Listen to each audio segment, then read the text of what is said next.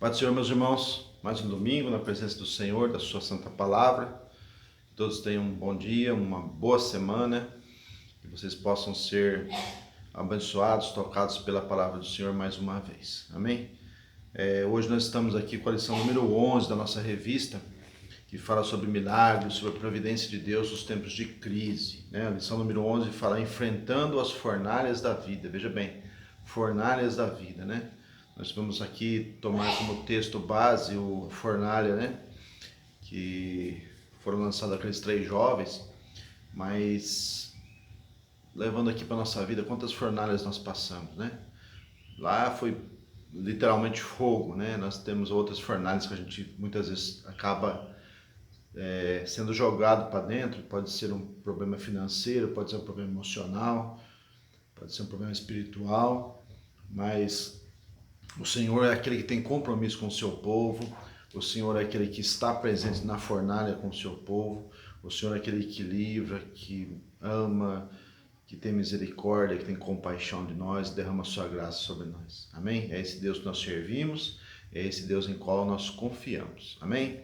Nós estamos aqui mais uma vez ainda pelo YouTube, nossa aula é um pouco mais rápida, a gente não tem tanta tempo igual na sala, não tem tanto contato com vocês, mas eu espero que todos estejam bem, que todos estejam aí passando por esses momentos, aguardando, com paciência, a melhora do estado físico das pessoas, dessa pandemia, e quando chegar o momento a gente vai estar junto, vai se abraçar, e tudo continua, amém? Mas enquanto isso, não pare, estude, leia a palavra, medite na palavra, ore pela palavra, cante a palavra, viva a palavra do Senhor. Amém? Vamos orar. Deus, nós te louvamos em nome de Jesus Cristo por mais uma oportunidade, Pai. Que temos contato com a tua palavra, Senhor. Que eu possa ser instrumento nesse momento para que esses irmãos com o coração aberto recebam algo de ti, em especial neste dia, Pai. Neste momento que estão dedicando à busca da palavra, à meditação da tua palavra, Senhor. Que a IBD possa continuar, Pai, mesmo com pandemia, com problemas, virtualmente, nós possamos continuar ativos, nós possamos continuar fazendo a tua vontade, Pai. Abençoa o lar de cada um, cada irmão, cada varão que está aqui, Senhor, pessoa que está nos ouvindo, está compartilhando esse momento, seja tocado pelo Senhor, meu Pai. Abençoa o lar deles com saúde, com prosperidade, com harmonia, com amor, com paz, meu Deus, em nome do Senhor Jesus. Pai, abençoa a nossa igreja, abençoa o pastor Oséias, abençoa a diretoria da nossa igreja, que todos possam tomar as suas decisões, Pai, que todos possam trabalhar conforme, Pai, a direção do Teu Santo Espírito. Em nome de Jesus Cristo. Amém. Aleluia. Amém? Por um óculos aqui. E vamos lá então para a nossa lição de número 11. Enfrentando as fornalhas da vida. Amém? O texto está em Daniel, capítulo 3. Eu vou ler aqui da nossa revista, está com 3 versículos, 13, 14 e 15. Então Nabucodonosor, com ira e furor, mandou chamar Sadraque, Mesaque e Abidnego, e trouxeram a estes homens perante o rei. Falou Nabucodonosor e lhes disse: É de propósito, ó Sadraque, Mesaque e Abidnego, que vós não servis aos meus deuses, nem adorais a estátua de ouro que levantei? Agora, pois, se estáis prontos, quando ouvirdes o som da buzina, do pífaro, da guitarra, da harpa, do saltério, da gaita, de foles e de toda sorte de música, para vos prostrares e adorardes a estátua que fiz, bom é. Mas, se não adorardes, sereis lançados na mesma hora dentro do forno do fogo ardente. Olha a pergunta agora do rei, Para um pouquinho aqui. Primeiro, o rei fez uma estátua e tal, armou toda aquela situação para que as pessoas, todos, quando escutassem o som da música, dos instrumentos, parassem e adorassem aquela estátua, se prostrassem nos deuses que Nabucodonosor acreditava existir. E o pessoal obedeceu, Mas esses jovens aqui não, Eles não obedeceram. E aí o rei ficou sabendo, falou: vou dar mais uma chance, Será que eles não ficaram sabendo? Será que não viram? Foi de propósito que vocês não adoraram? Tipo assim, não estava sabendo. Então eu vou dar mais uma chance, Vai acontecer de novo e vocês vão ter que se prostrar. Se não se prostrar, vai ser jogado na fornalha de fogo ardente. Aí o que o rei pergunta? E quem é o Deus que vos poderá livrar das minhas mãos? Olha só, a pergunta de um rei ousado, né? Eu vou até ler na Bíblia aqui, porque na revista ele parou aqui, né? E quem é o rei que pode vos livrar das minhas mãos? No verso 15. Eu vou ler aqui o que respondeu esses jovens, no verso 16, 17 e 18. Eis que o nosso Deus, olha só, irmãos, a confiança, que a lição vai falar disso, né? Está falando disso. A confiança, o relacionamento com Deus, né? O conhecimento de Deus, o compromisso com Deus. Então o rei pergunta, quem é que vai poder vos livrar das minhas mãos? Responderam Sadraque, Mesaque e Abednego. E disseram ao rei Nabucodonosor, não necessitamos de te responder sobre este negócio. Eis que o nosso Deus, a quem nós servimos, é que nos pode livrar. Então o rei perguntou, quem vai poder livrar vocês das minhas mãos? Né? Quem é? Então, existe algum Deus, alguém que pode te livrar? Então eles falaram, para começar a gente não precisa responder isso para você, mas vamos responder, né? Vamos responder. Eis que o nosso Deus, a quem nós servimos, é que pode nos livrar. Ele nos livrará do forno de fogo ardente e da tua mão, ó rei. Se não, ou seja, se não livrar, fica sabendo, ó rei, que não serviremos a teus deuses, nem adoraremos a estátua de ouro que levantaste. Olha só. Aí o rei ficou furioso, vai lá e fala, então esquenta a fornalha 7 vezes mais, senão não torrar esses rapazes aí dentro, né? Mas eles responderam, irmãos, não por teimosia, não porque achavam, mas eles responderam porque eles conheciam o Deus que eles serviam, eles sabiam a posição deles diante desse Deus, sabiam que eles tinham compromisso com Deus, Deus tinha compromisso com eles, eles confiavam nesse Deus e sabiam que esse Deus era poderoso para livrar da fornalha do que fosse, né? Então eles respondem ao rei com convicção. Olha, você quer saber quem pode nos livrar? Porque o rei pergunta isso, né? Quem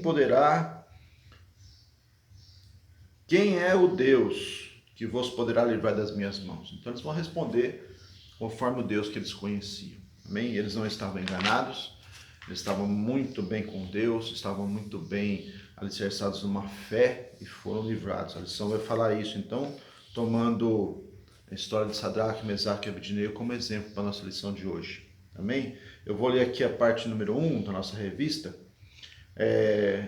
3 jovens amigos de Deus, né? Então não era só amigos entre eles, amigos de Deus. Esta lição terá como ponto de partida a fé de Ananias, Misael e Azarias, amigos do jovem Daniel. Quem eram esses 3? Sadraque, Mesaque e Abednego, que tiveram seus nomes trocados por nomes caldeus. Foram levados cativos para a Babilônia e lá tiveram seus nomes trocados por nomes caldeus, Sadraque, Mesaque e Abednego. Esses jovens tiveram seus nomes trocados, mas a devoção deles a Deus permaneceu. Então, o contexto, né? O contexto histórico, o momento que nós estamos aqui, desse exemplo desses jovens, Babilônia invadiu Judá. E o rei pediu que trouxessem a ele homens perfeitos. Eu vou ler um pedaço aqui para vocês verem, olha. O rei pediu para fazer um processo de aculturação, exigia a troca de nomes dos exilados. Os nomes dos judeus deveriam ser substituídos por nomes caldaicos. Daniel e seus amigos deveriam aprender a literatura, ou seja, assimilar toda a cultura. Também deveriam adaptar-se ao regime alimentar da corte. Para serem aceitos em funções oficiais, precisavam também passar por uma sabatina executada pelo próprio rei. E para culminar, deveriam estar dispostos, olha aqui, para culminar, deveriam estar dispostos a assumir publicamente a religião do Estado, que passava pela adoração aos deuses nacionais e pelo próprio monarca Nabucodonosor. Então, como que era feito isso? O rei precisava, ele queria pegá-la como escravo, mas queria pegar pessoas especiais para servi-lo.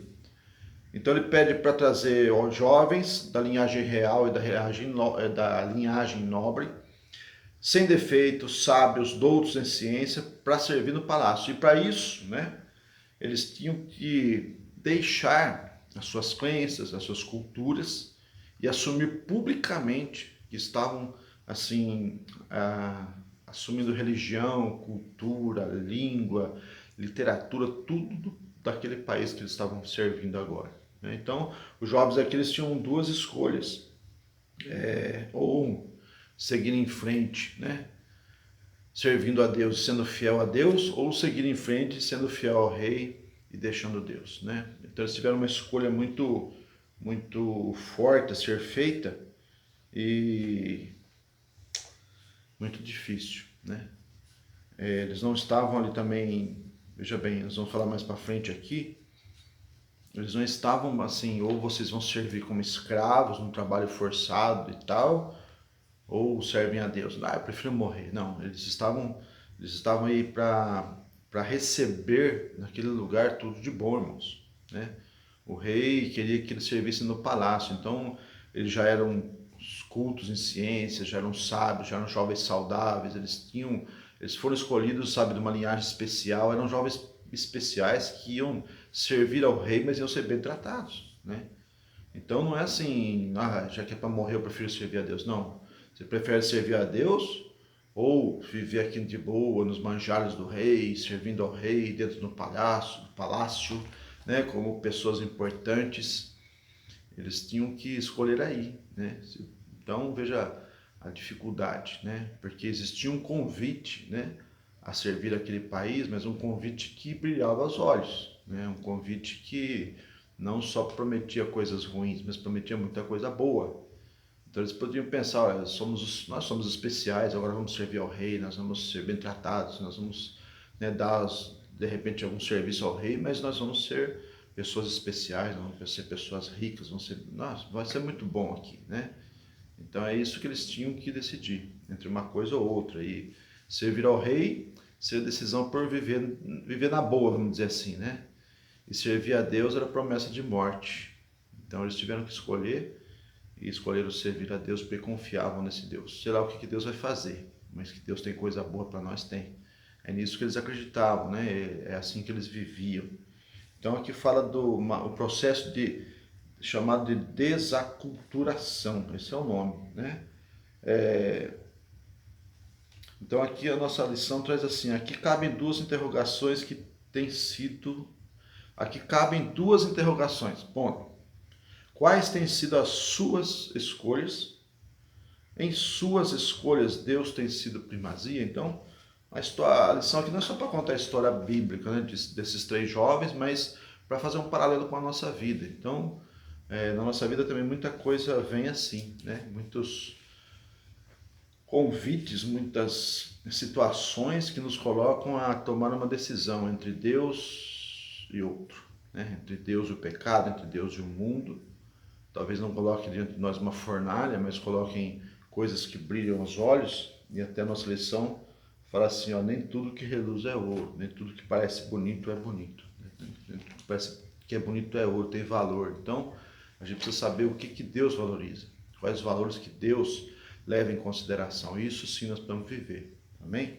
E assim a gente só aprende, irmãos, com a palavra de Deus. É na IBD, é no culto, é lendo, é estudando, que nós vamos conhecer esse Deus. Ele se apresenta a nós através da sua palavra e confirma isso pela ação do Espírito Santo com manifestações pessoais a mim e a você. Não deixe que os seus olhos enganem, fala a parte 1:2 da nossa lição.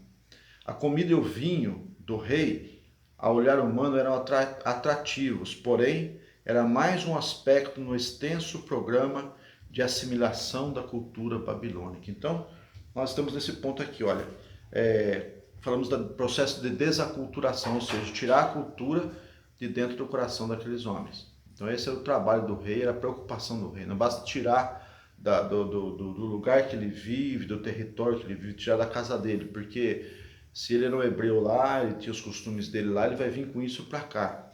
Só vamos prendê-lo, tirar da casa dele, mas nós não queremos isso. Nós queremos pessoas, isso é o pensamento do rei, né? Nós queremos pessoas que sirvam aqui crendo no que nós cremos, acreditando no que nós acreditamos, gostando das coisas que nós gostamos. Então, estava aí nesse processo de desaculturação, e aqui diz então que as coisas boas que o rei oferecia, um exemplo aqui, o vinho, a comida, era um aspecto do extenso programa de assimilação da cultura babilônica, ou seja, fazer com que eles se acostumassem com a vida babilônica e aí gostassem dessa vida. Então, esse processo fala que é extenso porque precisava tirar da mente deles, do coração deles isso tudo. Aqui diz assim, a nossa revista, esse tipo de persuasão fazia com que os cativos se esquecessem da sua terra e vivessem sob a égide do seu domínio, abandonando as suas raízes e tornando parte do seu reino. Então, ele vivendo muito tempo assimilando essa nova cultura, ele acabava tendo em si, né, ele acabava colocando em sua vida e começava a viver conforme essa cultura. O bispo Samuel Ferreira tem um comentário aqui: não foi fácil para Sadraque, Mesaque e Abednego permanecerem de pé enquanto todas as outras pessoas dançavam conforme a música. Olha só, eu anotei aqui, Satanás sempre trabalha para mostrar coisas boas para o seu programa de assimilação à cultura do pecado. Então eu estou fazendo um paralelo aqui, da mesma forma como o rei, né, trouxe essas pessoas para o seu reino. Falamos dos 3 jovens, mas tinha muito mais, né? E esse era um processo que eles costumavam fazer. Então, vamos falar dos 3 jovens aqui. O rei trouxe para o seu reinado essas pessoas e ele precisava tirar a crença que aquelas pessoas tinham no Deus deles, a cultura que esses 3 jovens tinham. Ele precisava tirar isso do coração dessas pessoas e colocar aquilo que ele queria. E ele, como eu disse no começo, ele não fez isso base chicotada, de castigo, não. Ele fez isso baseado numa oferta de coisas boas, ou seja, sabe, não é tão ruim ficar por aqui, vamos ficar aqui mesmo, vamos servir esse rei. E assim Satanás trabalha para que, da mesma forma que o rei trabalhava para que esses jovens assumissem a cultura do seu reino, Satanás trabalha para que as pessoas assimilem a cultura do seu reino, que é o reino de Satanás, que é o reino do pecado, que é o reino da maldição, que é o reino da perdição, que é o reino da condenação. E isso não faz prendendo as pessoas, dando chicotada, não. Ele faz também oferecendo coisas boas, oferecendo coisas prazerosas. E aos poucos, como falou aqui no processo do próprio rei, um processo extenso, também de uma forma extensa, também talvez de um processo mais demorado, Satanás consegue, oferecendo coisas boas aos olhos, à sua vida, né? Aqui no caso do rei falou de vinho, de comida, de coisas boas. Satanás, com essas ofertas, ele consegue ir tirando do coração das pessoas, do crente, do cristão, do salvo, aqueles valores que Deus colocou e começa a colocar os seus valores. E aí a pessoa começa a andar num paralelo entre a palavra de Deus e a palavra do mundo e chega um ponto que ele acaba deixando Deus e vai servir o pecado. Ou acha que está servindo Deus, de repente podia chegar lá para sei lá, daqui tantos anos, para um desses jovens e falar assim: você serve o rei muito bem, né? Que nação que você é? Eu sou hebreu, eu sou do povo de Deus, né? Podia até falar, mas não era mais. Se eu estivesse ali vivendo conforme os costumes do rei, ele ia ser uma pessoa igual aos outros que serviam Nabucodonosor. Mesmo que ele pudesse pôr o título, eu sou ainda hebreu. Não, então, irmãos, o que eu quero dizer com isso? Tem muitos de nossos irmãos que já assimilaram a cultura do pecado, já foram escravizados pelo pecado novamente, estavam conosco, estavam na igreja do Senhor, talvez até se dizem crentes hoje ainda, mas já assimilaram os valores, a cultura, as crenças, a maldição do pecado novamente em suas vidas. Amém? Então isso é muito perigoso, é um alerta que a lição nos traz hoje, né? Toma cuidado com onde você está, a quem você está servindo e quais os valores e princípios que norteiam, que dirigem a sua vida. É você que precisa analisar isso perante a Bíblia, não é o que você acha, não é o que... Né? Porque se eu chegasse para o rei e perguntasse, se eu chegasse para um outro que serve o rei e perguntasse: o que você acha de mim? Né? Eu ia responder: muito bem, você serve muito bem o rei, você fala a nossa língua, você é importante aqui, você ajuda as pessoas, você ensina. Mas não é aí que ele tinha que ver, é os valores de Deus, de Israel. Então nós também sempre precisamos avaliar nossa vida, nós precisamos fazer essa avaliação baseados na palavra do Senhor, baseados na Bíblia. Eu coloquei aqui, eu procurei no dicionário a definição de nação, porque aqui ele estava deixando uma nação e indo para outra, e nação é uma palavra que vem do latim, natio, de natus. É uma comunidade estável, historicamente constituída por vontade própria de um agregado de indivíduos, com base num território, numa língua e com, isso aqui é muito importante, com aspirações materiais e espirituais comuns. É isso que forma uma nação. Então, pode ter um território, pode morar pessoas ali dentro, mas isso não faz daquilo uma nação, né? Ele precisa ter um território, precisa morar junto, mas ele precisa ter coisas em comuns, a cultura, aqui fala de língua, aqui fala de aspirações materiais e espirituais comuns. Então, é isso que Nabucodonosor enxergava, ele conhecia, e é isso que ele queria tirar das pessoas. Eles têm aspirações espirituais de relacionamento com o Deus de Israel. Eu preciso tirar isso do coração deles e colocar que eles tenham aspirações iguais às minhas, me adorar e adorar os deuses que eu creio e que eu criar, né? Então essa era a ideia. Então quando a gente fala de nação, é isso, né? É algo completo, mas que principalmente envolve aspirações espirituais.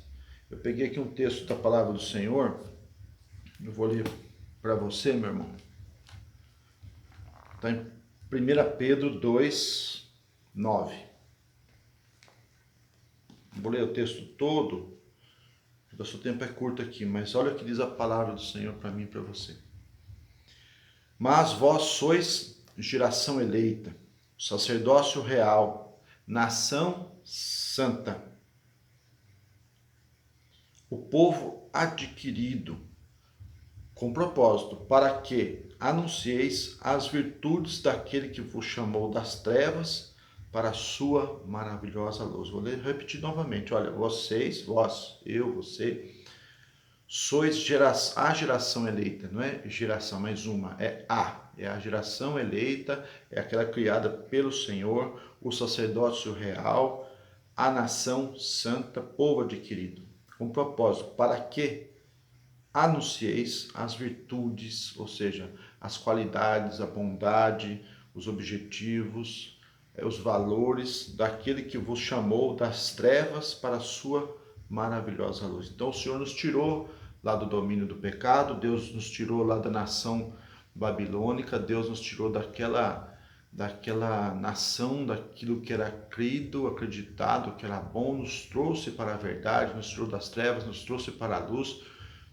Ele fez o processo de desaculturação conosco, ou seja, Deus, pela sua palavra, pelo seu Espírito Santo, através da igreja, tirou do nosso coração a crença em falsos ídolos, a crença em falsos deuses, em falsas doutrinas, tirou do nosso coração valores que nós dávamos a certas coisas que eram pecado e colocou em nós tudo que este Rei maravilhoso tinha para nós.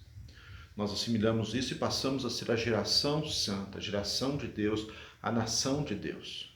E agora a luta continua, onde o Nabucodonosor deste mundo, Satanás, continua querendo nos tirar dessa nação santa, do povo de Deus, desse povo adquirido, nos colocar novamente no mundo, no pecado, tirar do nosso coração aquilo que nós assimilamos, que nos tornou nação, para colocar novamente o pecado e nos levar para a sua nação, para o seu povo. Amém? Então esse é o cuidado da igreja de ensinar, porque aqui fala que tem um propósito, para anunciar as virtudes de Deus, e um cuidado para a nossa vida, para que nós não caiamos nessa armadilha. Vós, que em outro tempo não eres povo, mas agora sois povo de Deus, que não tinhais alcançado misericórdia, mas agora alcançais misericórdia. Então, Deus é maravilhoso, Deus é misericordioso, Deus é lindo, Deus é bom. Amém? Nós somos uma nação e não podemos perder isso no nosso coração. Então, estamos aqui agora na nossa parte 2 da lição, que fala que a fé, ter a fé em tempos difíceis. E aqui os 3 jovens tiveram sua fé em meio à morte, numa declaração. Veja bem, quando eles contrariaram novamente o rei, por não fazer aquilo que o rei queria, o rei declarou: eu vou matar vocês, vou jogar vocês naquela fornalha, vou mandar esquentar mais, para que vocês sejam jogados ali. Duvido que tenha um Deus, alguém que possa tirar vocês. Então, não é que eles poderiam morrer, né? Ali a morte já estava iminente, a promessa de morte, a vista da morte já estava ali diante deles mesmos, né? Não é aquele caso que a pessoa fala: nossa, desagradamos o rei, de repente o rei vai prender a gente, de repente o rei vai matar, vai mandar castigar, sei lá. Não, o rei explicitamente, né? Ele declarou: eu vou matar vocês se vocês não me obedecerem. Então eles estavam diante da morte realmente. Contudo, os 3 jovens tinham convicção do seu ato e o que isto poderia lhe custar. Ainda assim, não abriram mão do seu Deus. Aprendemos com estes jovens que quem não tem perspectiva eterna pode temer a morte. Mas, quando sabemos que tem algo muito melhor nos aguardando, a morte passa a ser lucro. Então, é pesado isso, difícil, mas fica quanto mais leve, quanto mais você tiver essa convicção também, né? Olha, é muito importante assim, quem não tem perspectiva eterna pode temer a morte. Então, como que eu e você podemos encarar a morte, né? Paulo, que fala em Filipenses 1:21, ele fala assim: olha, morrer para mim é lucro. Mas pensando nos outros, se eu ficar, também vai ser bom, porque eu vou servir a Cristo. Então, Paulo tinha convicção de que com a sua morte ele estaria com Cristo, né? Aquele Cristo que ele pregava, aquele Cristo que o abençoava, aquele Cristo que tinha compromisso com ele. Ele sabia que se chegasse o momento da sua morte, Paulo escreveu a Filipenses provavelmente em uma de suas prisões, ele tem convicção de que a morte o levaria mais próximo de Cristo, mais próximo de Deus. Mas também, se fosse para ficar, ele era um servo de Deus, alguém que vivia para servir a Cristo, também ficaria bem mesmo sofrendo o que ele sempre estava sofrendo. Então, existia uma... O que é convicção? O que é estar convicto? É ter certeza. Sabe, eu já trabalhei com vendas, não sei se alguns de vocês já trabalharam, mas é muito mais fácil você vender um produto quando você conhece o produto, né? Sabe que é bom, que o preço é bom, e você tem argumentos para convencer o seu cliente, porque você acredita naquele produto, porque você conhece. Então, para você viver a palavra do Senhor, colocar a palavra do Senhor em prática, você precisa conhecê-la, ter convicção de que ela é verdadeira. Eu sei que o Senhor é verdadeiro, que Deus que a Bíblia é a palavra de Deus, eu acredito nisso, mas você conhece, eu conheço, ou o quanto nós conhecemos dessa palavra, o quanto essa palavra está no nosso coração para que a gente acredite nela e viva sobre os seus efeitos, né? Viva sobre os seus princípios. Então, muitas vezes queremos fazer as coisas que achamos certas, quebrando princípios bíblicos, aí não funciona. Então, conhecer a Bíblia, conhecer a palavra do Senhor, ter certeza que ela é verdadeira, ela é viva, e assim viver conforme essa palavra. Amém? Isso é ter convicção na palavra do Senhor. Esses jovens tinham. E a palavra do Senhor fala sobre morte, ela fala de vida eterna, ela fala de estar com Deus. Então, em Filipenses, quando Paulo fala isso, ele sabe o que ele está falando. Ele sente isso no coração. Ele está convicto disso. Esses jovens também estavam. Como que eu estou? Como é que você está? Né?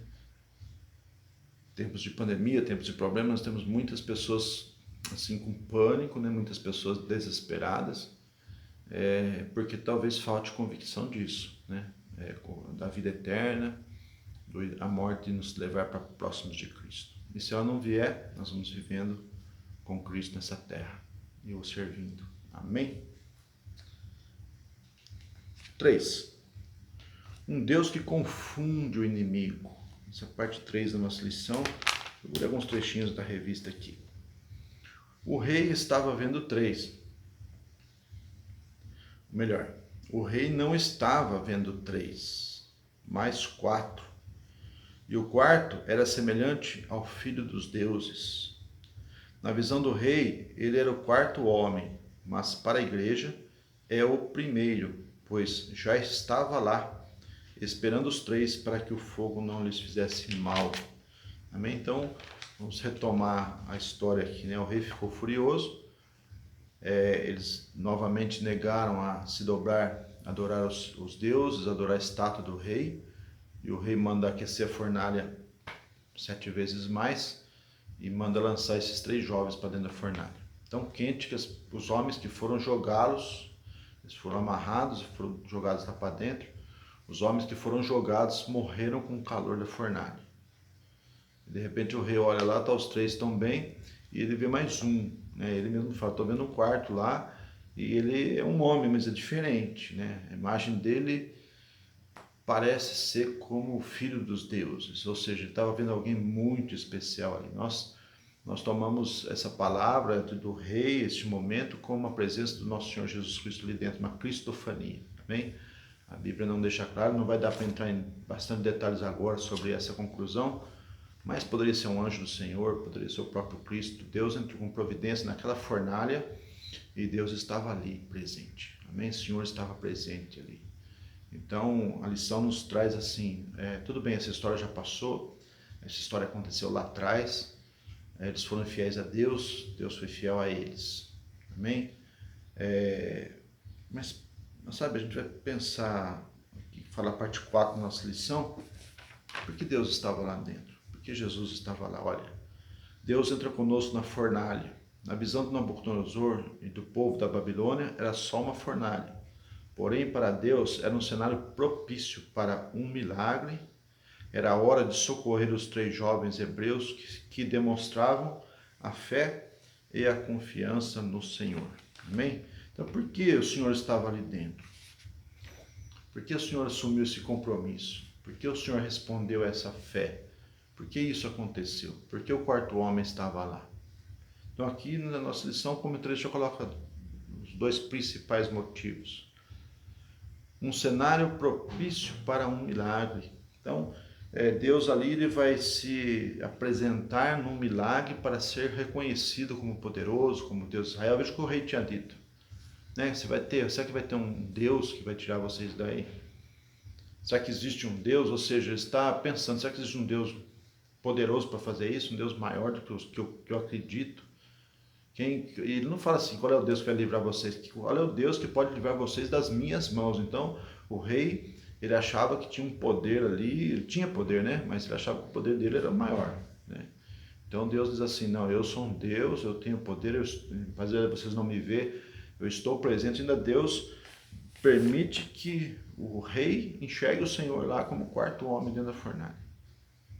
Então, para não dizer foi por acaso, nem tem como dizer por acaso, né, irmãos? Os próprios homens foram jogar aqueles jovens lá, morreram. Então, o rei sabia que o fogo era real, né? A fornalha estava quente e foi um milagre. Então, é uma forma de Deus se apresentar, tanto que depois o rei vai mandar adorar a Deus, e aí a história toda muda, né? O rei reconhece esse Deus poderoso.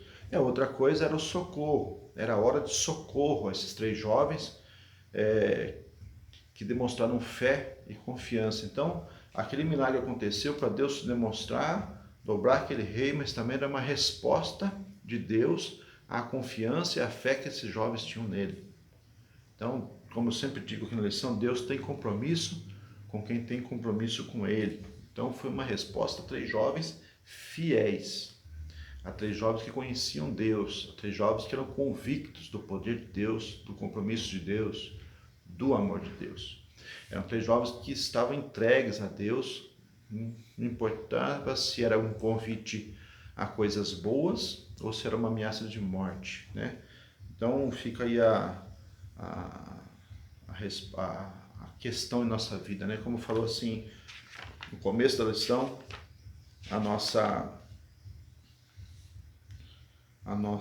o tema da nossa lição, vou até mostrar para os irmãos aqui, olha, a lição de número 11, enfrentando as fornalhas da vida. Então aqui vai trazer nós ao pensamento de que em quais fornalhas nós somos lançados por amor de Deus e qual o compromisso, a convicção, a confiança, a fé que nós temos nesse Deus e na sua santa palavra para confiarmos que Ele vai nos livrar, né? Ou fechar a boca do leão, como fez com Daniel, ou sustentar aqueles homens para não ser queimado ali na fornalha de fogo. Deus não matou os leões, Deus não evitou que Daniel fosse lançado na cova dos leões, Deus não apagou a fornalha, Deus não fechou a boca da fornalha, Deus os livrou diante do desafio. Porque vamos lembrar que o que estava em questão não era só o livramento destes jovens, mas era a manifestação do poder de Deus. Então, se de repente, sei lá, se fosse diferente, né? Deus apagasse o fogo. Ah, o fogo apagou, aconteceu algum problema, vamos acender outro, vamos... Sei lá, Deus teria que apagar quantos fogos para acreditar que era Deus que estava apagando, ainda poderiam duvidar. Mas lançar homens ali e saírem intactos, ainda ver mais um lá dentro os protegendo, irmãos, isso é maravilhoso, isso é poderoso, isso é grandioso. Então, nós temos que ter essa convicção que esses homens tinham, certo? O exemplo deles vem para nós em lição hoje, para reforçar isso que nós já temos no nosso coração. Eu só vou ler aqui para nós terminarmos, mais alguma coisinha da nossa revista. Pastor Hernandes Dias Lopes comenta o seguinte: quando você honra a Deus, Ele honra você. O mesmo rei que ficou com o rosto transtornado de ira contra eles, agora o chamou reverentemente de servos, olha só, do Deus Altíssimo. O mesmo rei que declarou a morte deles, agora os faz prosperar. Quando você é fiel a Deus, o nome de Deus é exaltado através da sua vida. Aleluia. Deus é o escape das aflições da vida. Para encerrar, o último texto. Deus quer que sejamos submissos e obedientes à sua palavra, que disse no começo, e não nos prostremos perante as diversas circunstâncias que nos atormentam. Eu vou acrescentar aqui, que nos atormentam ou nos convidam. Esses jovens não estavam sendo atormentados, eles estavam sendo convidados. Coisas boas estavam sendo colocadas aos seus olhos. Foram para a fornalha porque negaram isso. Devemos crer sempre no Senhor. Somente Ele pode nos livrar dos inimigos. Amém? Então, nós servimos esse Deus poderoso, que pode estar aqui, que pode estar num lugar lindo, num lugar de paz, mas também pode estar dentro da fornalha, pode estar dentro da cova dos leões, pode estar no mar vermelho que se abriu. É um Deus que tem poder, amém? É um Deus que tem compromisso. Então a nossa lição de hoje nos traz esse alerta, né? Essa lembrança. Nós somos uma nação eleita, nós somos nação santa, nós somos povo adquirido de Deus. Nós fomos tirados do mundo, trazidos para cá, e Deus fez essa desaculturação conosco. Ele tirou aqueles costumes, aquela linguagem, aqueles vícios, Ele tirou aquele pecado de nós e nos transformou em povo seu. E nós somos igreja do Senhor, novo Israel de Deus, nós somos um povo eleito. Amém? E assim nós vamos viver até que o Senhor, o Rei, venha nos buscar. Mas enquanto isso, Satanás luta contra a nossa vida para fazer o contrário, né? Nos tirar daqui, nos levar novamente para o mundo e começar a tirar do nosso coração as coisas que Deus colocou. Tirar do nosso coração a cultura, os costumes, os valores que nos faz ser nação santa para nos tornar nação pecadora. Esse processo de luta, de batalha vai continuar até que o Senhor venha buscar a igreja. Então é uma situação difícil porque, como eu disse, Ele pode nos oferecer coisas muito boas lá fora. Então nós temos, graças a Deus, o poder do Espírito Santo sobre a nossa vida, nos mantendo, nos alertando, nos guiando, nos corrigindo e nos colocando sempre na posição de nação santa, de nação eleita, de povo escolhido. Amém? Não perca isso por nada, meus irmãos. Valorize isso, viva isso, em nome de Jesus Cristo. Amém? Eu espero que você tenha uma boa semana. Estamos terminando aqui nossa aula. Que você possa viver com este pensamento. Eu sou nação santa. Eu faço parte de uma nação santa. Eu faço parte de um povo adquirido. Eu faço parte do povo de Deus, mesmo vivendo aqui ainda. Amém? Deus te abençoe no seu trabalho, no seu estudo, na sua família. Tudo que você for fazer e viver nessa semana que está por vir. Amém? Forte abraço. Deus abençoe. E até a próxima aula, se Deus nos permitir.